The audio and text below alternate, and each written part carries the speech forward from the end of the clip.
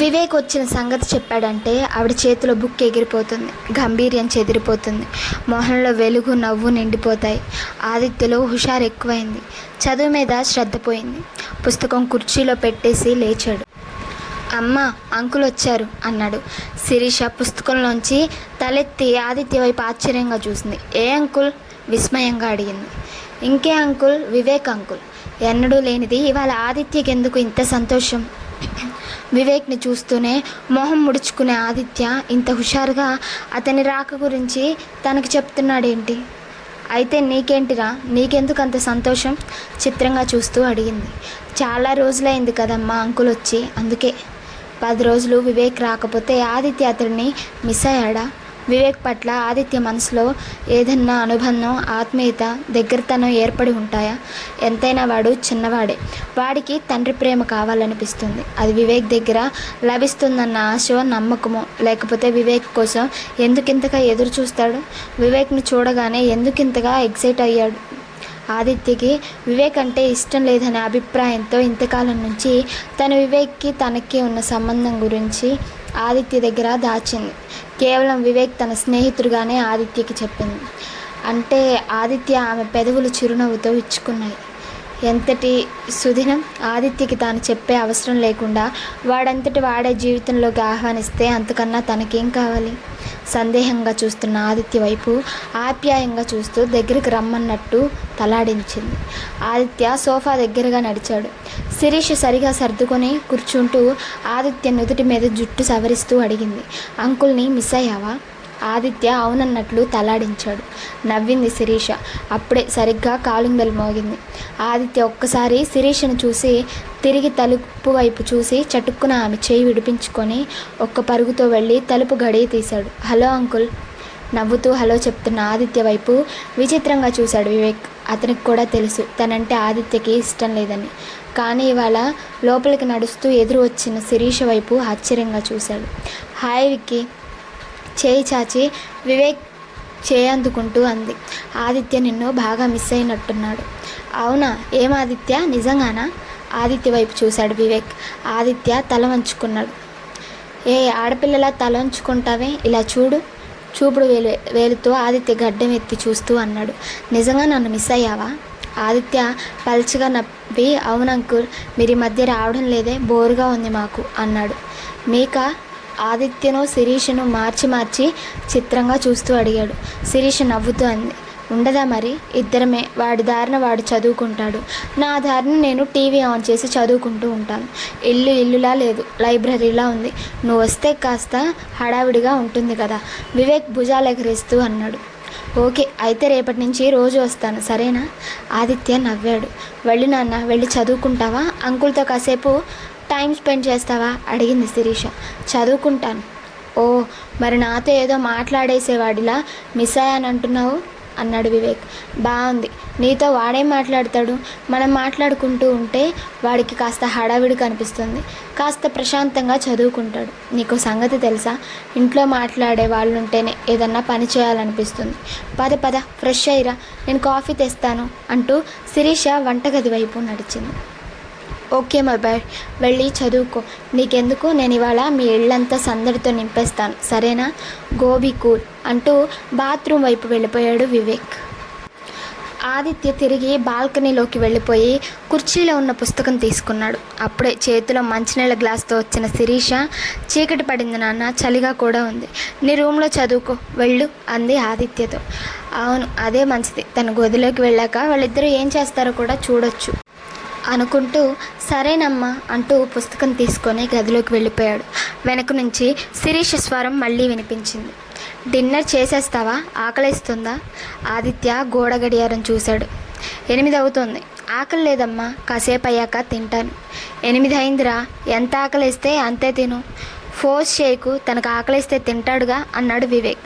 వాడి సంగతి నీకు తెలియదు, ఇలా చదువుకుంటూ నిద్రలోకి జారిపోతాడు. కొంచెం పెరుగన్నం తింటాను అన్నాడు. ఇప్పుడు తినకపోతే ఈవిడ వదలదు అనుకుంటూ. గుడ్. శిరీష లేచి వెళ్ళి చిన్న బౌల్లో పెరుగన్నం కలిపి స్పూన్ వేసి తీసుకొచ్చింది. ఎలా చదువుతున్నావు ఆదిత్య అడిగాడు వివేక్ ఆప్యాయంగా. బాగా చదువుతున్నాను అంకుల్. వాడికి ఇక్కడ మంచి ఫ్రెండ్ ఉంది, అప్పుడప్పుడు ఇద్దరు కలిసి చదువుకుంటారు. అవును చెప్పావు కదా, నేనెప్పుడు ఆ అమ్మాయిని చూడలేదే ఆసక్తిగా అన్నాడు వివేక్. చూద్దువు గాని, నువ్వు కొంచెం త్వరగా వస్తే చూడొచ్చు. ఇంత లేటుగా వస్తే ఆ అమ్మాయి ఎక్కడుంటుంది? అలా ఆమె అనడంలో లేటుగా వచ్చినందుకు తనని మందలిస్తున్న ధ్వని వినిపించింది. వివేక్కి చురుగ్గా ఆమె వైపు చూసి నవ్వాడు. శిరీష గుండె జల్లుమంది. చూపులు తిప్పేసుకొని, ఏరా ఇంకా కొంచెం కలిపివ్వనా అంది ఆదిత్య. వద్దు చాలు నాకు. ఆఖరి స్పూన్ నోట్లో పెట్టుకొని లేచాడు ఆదిత్య. బౌల్ కిచెన్ సింక్లో పడేసి మంచినీళ్ళు తాగేసి good night uncle, good night అమ్మ అంటూ లోపలికి వెళ్ళిపోయాడు. కాసేపు చదువుకొని పడుకో వెనక నుంచి హెచ్చరించింది శిరీష. ఓకే అమ్మ ఓకే అన్నాడు ఆదిత్య. అలా అనడంలో అతని స్వరంలో వినిపించిన ఉత్సాహం శిరీషని ఆశ్చర్యపోయేలా చేసింది. ఏంటమ్మా ఇంతలో ఇంత మార్పు వీడిలో అనుకుంది. ఆదిత్య తన గదిలోకి వెళ్ళిపోయాడు. గది తలుపులు చేరవేసుకున్నాడు. ఆదిత్య ఇప్పుడు చాలా ఉద్విగ్నంగా కూర్చున్నాడు. ఇప్పుడు కాఫీ ఇవ్వడం దగ్గర నుంచి చూడాలి వాళ్ళు ఏం చేస్తారు. నెమ్మదిగా కుర్చీ తలుపు దగ్గరగా జరుపుకున్నాడు. కట్టెన్ కొంచెం జరిపాడు. చిన్న సందులోంచి తొంగి చూశాడు. వివేక్ మొహం కడుక్కొని వచ్చాడు. శిరీష టవల్ అందించింది. టవల్తో పాటు ఆమె చేయి అందుకొని దగ్గరకు లాక్కున్నాడు. శిరీష కొంచెం తల అతని గుండెల మీద వాల్చి వెంటనే దూరం జరిగి లోపలికి వెళ్ళింది. వివేక్ టవల్తో మొహం తుడుచుకొని వేళ్లతో జుట్టు సరిచేసుకొని రిమోట్ అందుకొని సోఫాలో జారగిల పడ్డాడు. టీవీ ఛానల్స్ నొక్కుతూ కూర్చున్నాడు. శిరీష కాఫీ కప్పులతో వచ్చింది. కప్పులు టీపాయ్ మీద పెట్టి సోఫాలో వివేక్ పక్కన కూర్చొని కాఫీ కప్పు అతనికొకటి అందించి తానొకటి తీసుకుంది. వివేక్ నవ్వి ఏదో అన్నాడు. థ్యాంక్ యూ అన్నట్టున్నాడు అనుకున్నాడు ఆదిత్య అతని లిప్ మూమెంట్ చూసి. శిరీష గోముగా ఏదో అంటుంది. ఏమంటుంది? 10 రోజుల నుంచి ఎందుకు రాలేదు అని అడుగుతోందేమో. ఆదిత్య మనసు చదువు మీదకి పోలేదు. ప్రఖ్యతో మాట్లాడాలనిపించింది. ఎలా ఇప్పుడు? ప్రఖ్య వాళ్ళ ఇంటికి వెళితే వీళ్ళు ఏం చేస్తారో తనకి తెలియదు. వెళ్ళకపోతే ఎలా? తనతో మాట్లాడాలనిపిస్తుంది. తన దగ్గర సెల్ ఫోన్ కూడా లేదు. ఉంటే ఎంచక్కా చాటింగ్ చేసేవాళ్ళు. ఐడియా. ఆదిత్య చటుక్కున గదిలోంచి బయటకు వచ్చాడు. శిరీష వివేక్కి దూరంగా జరిగింది. అమ్మ నాకు కొన్ని డౌట్స్ ఉన్నాయి, ప్రక్కికి ఫోన్ చేయాలి అన్నాడు. శిరీష తన సెల్ ఫోన్ తీసిస్తూ ఇదిగో మాట్లాడు అంది. థ్యాంక్ యూ అమ్మ. వెలిగిపోతున్న మొహంతో ఫోన్ తీసుకొని లోపలికి వెళ్ళిపోయాడు. గుడ్ నైట్ అమ్మ అంటూ తలుపు వేసుకున్నాడు. సెల్లో ప్రక్కి నెంబర్ తిప్పాడు. అవతల నుంచి ప్రక్కి స్వరం వెంటనే వినిపించింది. హలో. హాయ్ ప్రఖ్య. ఏంటి? మమ్మీ ఇంట్లోనే ఉంది. ఫోన్లో మాట్లాడితే తిడుతుంది. ఎగ్జామ్స్ దగ్గరకు వస్తున్నాయి కదా, చదువుకోవాలి. నేను చదువుకోవాలి, కానీ నాకు అసలు చదువుకోవాలనిపించడం లేదు. అమ్మో, చదువుకోకపోతే కెరీర్ పాడైపోతుంది. అమ్మ చంపేస్తుంది. నేను ఇప్పుడు వేరే కొత్త పాట నేర్చుకుంటున్నా. దానికన్నా కెరీర్ ముఖ్యమా? మమ్మీ వస్తుంది, పెట్టే. అకస్మాత్తుగా ఫోన్ డిస్కనెక్ట్ అవడంతో ఆదిత్య షిట్ అంటూ సెల్ మంచం మీద పడేశాడు. ఏం చేయాలో తోచలేదు. శబ్దం చేయకుండా తలుపు దగ్గరగా నడిచి కీ హాల్లోంచి ఒక కన్నుతో తొంగి చూశాడు. శిరీష వివేక్ డైనింగ్ టేబుల్ దగ్గర పక్కపక్కనే కూర్చొని భోంచేస్తున్నారు. శిరీష నోట్లో చపాతీ ముక్క పెట్టి అది తన నోటితో అందుకుంటున్నాడు వివేక్. ఆదిత్య నరాలన్నీ కరెంటు తీగలుగా మారి విద్యుత్ ప్రవహిస్తున్నట్టయింది. ఇంకా ఏం చేస్తాడో అన్నట్లు అలాగే చూడసాగాడు. శిరీష కూడా చిన్న ముక్క తుంచి వివేక్ నోటికి అందించింది. ఇద్దరు నవ్వుకున్నారు. వివేక్ శిరీష్ని ఎడం చేత్తో కొంచెం దగ్గరికి తీసుకున్నాడు. శిరీష అతని భుజం మీద తల పెట్టుకొని అతని నోటికి అందిస్తున్న చపాతీ తింటుంది.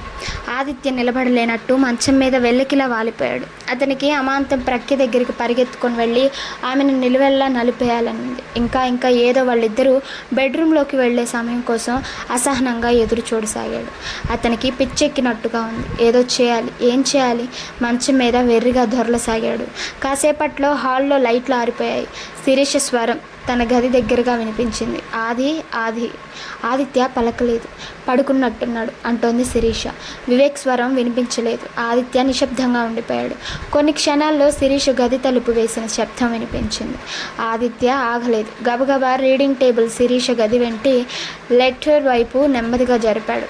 దాని మీద కుర్చీ వేశాడు. హైట్ చూసుకున్నాడు. ఎస్, తప్పకుండా కనిపిస్తుంది. ఒక్కసారి కుర్చీ కదిలించాడు. అమ్మయ్య, పడలేదనుకుంటూ నెమ్మదిగా కుర్చీ ఎక్కాడు. ఇప్పుడు శిరీష గదిలో బెడ్ లైట్ వెలుగులో అస్పష్టంగా కనిపిస్తున్నారు ఇద్దరు. బెడ్ మీద వివేక్ పడుకొని ఉన్నాడు. అతని మీద శిరీష వాలిపోయి ఉంది. వివేక్ చేతులు రెండు ఆమె నడుము మీద వేసి దగ్గరగా హత్తుకుంటున్నాడు. వాళ్ళేదో గుసగుసగా మాట్లాడుకుంటున్నారు. శిరీష పక్కపక్క నవ్వింది. ఆదిత్య చటుక్కున కళ్ళు మూసుకున్నాడు. అతని కాళ్ళలో వణుకు మొదలైంది. ఏ క్షణాన్నైనా కింద పడిపోవచ్చని అనిపించింది. అచేతనంగా కుర్చీలో కూలబడిపోయాడు. నిలువెళ్ళ శరీరం కంపిస్తోంది. ఇప్పుడు అతని శరీరంలో కామం లేదు, కోరిక లేదు, అక్కడ ఏం జరుగుతుందో చూడాలన్న కాంక్ష కూడా లేదు. 2 చేతుల్లో తల పట్టుకున్నాడు.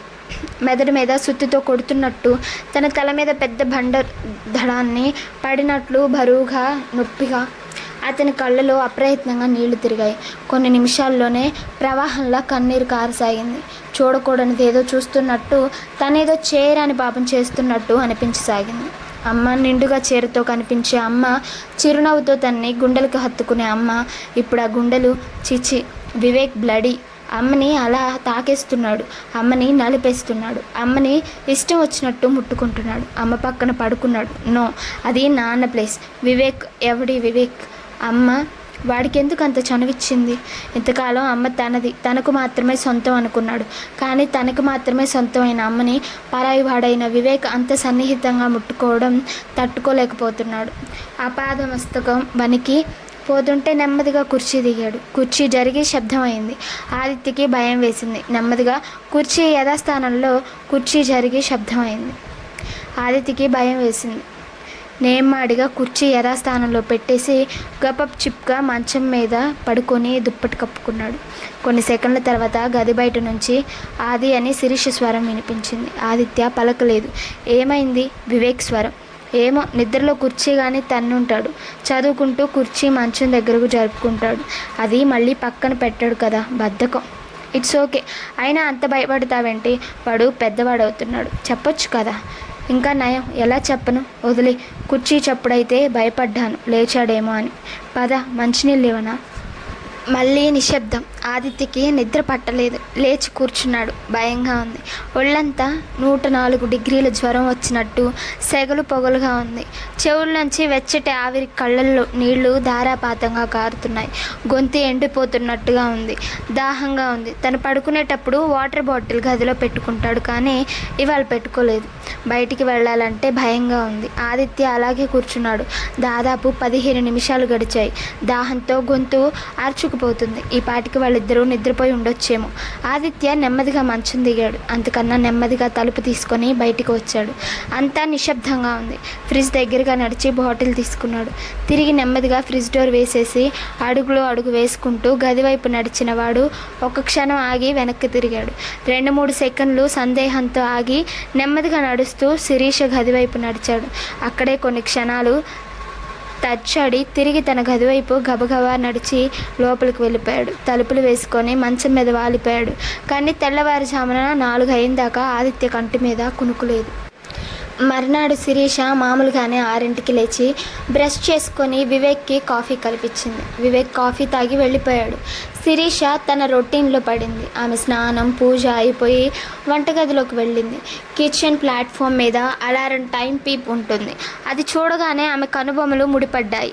8 అవుతుంది. ఆదిత్య లేవలేదేంటి? కాలేజ్ టైం అవుతుంది. బెండకాయలు కట్ చేయబోతున్నదల్లా ఆగి చాకు పక్కన పడేసి ఆదిత్య గది వైపు వెళ్ళింది. ఆదిత్య సమాధానం లేదు. ఆది, టైం అవుతుంది, లేవా? తలుపు దబదబా బాధింది. సమాధానం రాలేదు.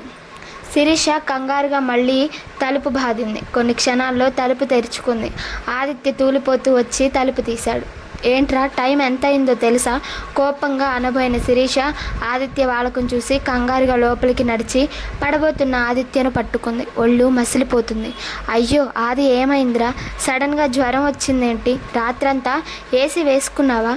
గాబరాగా అడుగుతూ ఏసీ వైపు చూసింది. ఆఫ్లోనే ఉంది. గది కూడా పెద్ద చల్లగా లేదు.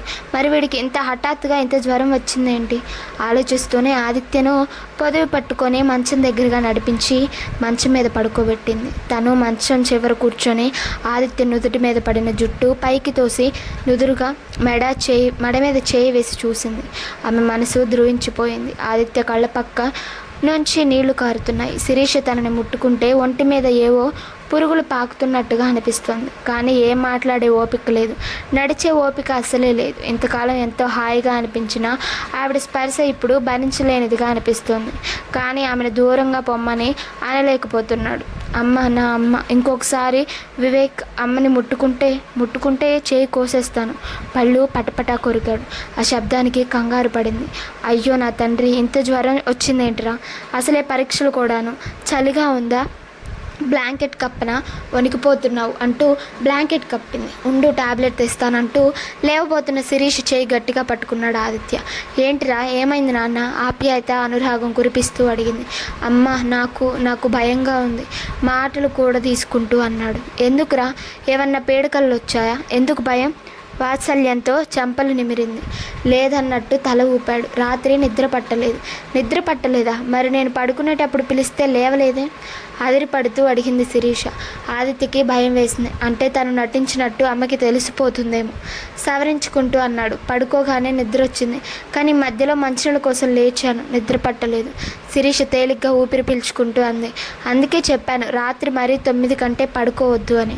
పడుకునేటప్పుడు వాటర్ తాగి పడుకోవాలి కదా. సర్లే, ముందు టాబ్లెట్ వేసుకొని పాలు తాగు. నేను ఆఫీస్కి ఫోన్ చేసి లేట్గా వస్తానని చెప్తాను. డాక్టర్ దగ్గరకు వెళదాం, సరేనా?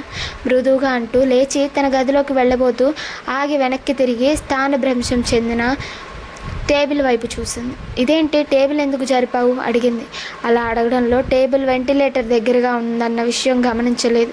కేవలం ఉండాల్సిన చోటు కాకుండా అదే అక్కడెందుకు ఉంది అన్న కోపమే కనిపించింది. ఆదిత్య గాబరా పడ్డాడు, కానీ మాట్లాడలేదు. తనే సర్దుకొని బయటికి వెళ్తూ సనిగింది. ఏంటో ఏదో చేస్తుంటాడు వెదవ పనులు అంటూనే హాల్లోకి వెళ్ళి కొన్ని క్షణాల్లోనే టాబ్లెట్ మంచినీళ్ళ గ్లాసుతో వచ్చింది. లేచి కూర్చొని ఈ టాబ్లెట్ వేసుకో. వంగి ఆదిత్య మెడ కింద చేయి వేసి నెమ్మదిగా లేపింది. ఆదిత్య టాబ్లెట్ వేసుకున్నాడు. పడుకో, పాలు తీసుకొస్తాను. వద్దు, డోకొస్తుంది, కాఫీ తాగను. కాఫీనా? ఆశ్చర్యంగా చూసింది. కాఫీ మాట ఎత్తితేనే చిరాకు పడే ఆశ్చర్య కాఫీ తాగుతా అనగానే ఆమెకి ఆశ్చర్యం వేసింది. అవునమ్మా, జ్వరం వచ్చినప్పుడు కాఫీనే తాగాలి. ఎవరు చెప్పారు? ఆదిత్య ఒక్క క్షణం ఏం మాట్లాడలేదు. నెమ్మదిగా అన్నాడు. ప్రఖ్య. ఓ, నవ్వేసింది. అదో పెద్ద ఆరిందా, నువ్వు వినేవాడివి. సర్లే, కాఫీనే తెస్తాను. లేచి వెళ్ళింది. ఆదిత్య ఆమె వెళ్ళే వైపు చూస్తూ ఉండిపోయాడు. తన అమ్మ తనకి అమ్మకి తను కాదు, అమ్మకి వివేక్ అంకుల్. కానీ అమ్మకి తనంటే ఇష్టం. వివేక్ అంకుల్ అన్నా ఇష్టమే. తనంటే ప్రేమ, ఆప్యాయత, వాత్సల్యం. అంకుల్ అంటే ప్రేమ, ఇంకా కోరిక, ఇంకా ఏదో లవ్. వాళ్ళిద్దరూ లవర్స్కి వాళ్ళిద్దరే కావాలి. అమ్మకి తను అక్కర్లేదా? తను ప్రఖ్య లవర్స్ కదా? కాదు, ఫ్రెండ్స్. తమిద్దరి మధ్య లవ్ ఉందా? తను ప్రఖ్యని లవ్ చేస్తున్నాడా? ఏమో తెలియదు. అసలు లవ్ అంటేనే తెలియదు. లవ్ అంటే అదేనా? ఒకరినొకరు కౌగిలించుకోవడం, ముద్దు పెట్టుకోవడం. ఇంకా ఆదిత్యకి ఒళ్ళంతా వణుకు మొదలైంది. ఇంకా ఏదో ఉంది అని తనకి కావాలి, ప్రఖ్యకి కావాలి. కానీ అమ్మ, వివేక్ అంకుల్ అలా చేయడం బాగోలేదు. తనకి నచ్చలేదు. శిరీష్ గదిలోకి వచ్చింది. కూర్చో అంది కాఫీ గ్లాస్ పట్టుకొని. ఆదిత్య కూర్చున్నాడు. మంచి కాఫీ పరిమళం పొగలు వస్తున్నాయి గ్లాసులోంచి. నెమ్మదిగా సిప్ చేశాడు. కాఫీ బాగుందమ్మా, నేను రోజు కాఫీనే తాగుతాను. శిరీష్ నవ్వింది. సరే, దానికి నీకేది కావాలంటే అదే తాగు. అవును, ఇంతకు ముందు ఎప్పుడన్నా తాగావా? తానెప్పుడు ఆదిత్యకి కాఫీ ఇచ్చిన గుర్తులేని శిరీష అనుమానంగా అడిగింది. తాగాను, ప్రఖ్య వాళ్ళ ఇంట్లో. తను కాఫీనే తాగుతుంది. ఎందుకో ఏమో, పెద్దవాళ్ళం అవుతున్నాగా కాఫీ తాగాలి అంది. ఓ, శిరీష కనుబొమ్మలు ఎగరేసి పెదవి విరిచింది. సరే అంటూ ఆదిత్య ఖాళీ గ్లాస్ ఇస్తుంటే అందుకొని మళ్ళీ ఒకసారి నుదురు చేయి పట్టుకొని చూస్తూ, టెంపరేచర్ తగ్గిందిరా.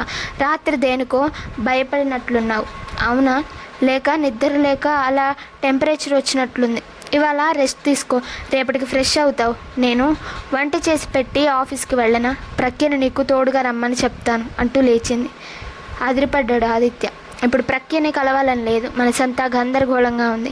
ప్రఖ్యని అసలు కలవాలని లేదు. కలిస్తే ఏం జరుగుతుందో తనకి తెలుసు. ఆ సమయంలో మళ్ళీ వివేక్ అమ్మను ముట్టుకోవడం, ముద్దు పెట్టుకోవడం గుర్తొచ్చిందంటే అమ్మో, వద్దొద్దు. అందుకే కంగారుగా అన్నాడు. వద్దమ్మా, ఇవాళ ఒక్కరోజు నువ్వు నా కోసం లీవ్ పెట్టొచ్చు కదా. నేనా? చిత్రంగా చూస్తూ అంది. ఎందుకురా? నాకు ఆఫీసులో చాలా పని ఉంది నాన్న, కొంచెం లేటుగా వెళ్తాలే. మీ ఇద్దరు హాయిగా చదువుకోవచ్చు కదా. లేదమ్మా, తని వాళ్ళ కజిన్ వాళ్ళ ఇంటికి వెళ్తానంది. అబద్ధం చెప్పేశాడు. అలాగా, పోనీ నీ ఫ్రెండ్ రాకేష్కి ఫోన్ చేస్తావా రమ్మని? రాకేష్? ఆదిత్య ఆలోచించాడు. రాకేష్ వస్తే బాగానే ఉంటుంది. Rakesh merit student. వాడు చదువు తప్ప మరేం ఆలోచించడు. వాడుంటే తనకి పిచ్చి పిచ్చి ఆలోచనలు రావు. అందుకే అన్నాడు. అవును, రాకేష్కి ఫోన్ చేస్తాను. గుడ్. ఫోన్ నీ దగ్గరే ఉండాలిగా. రాత్రి తీసుకొని నాకు ఇవ్వలేదు నువ్వు. అవును. దిండు కింద నుంచి మొబైల్ తీశాడు. శిరీష అక్కడి నుంచి వెళ్ళిపోయింది.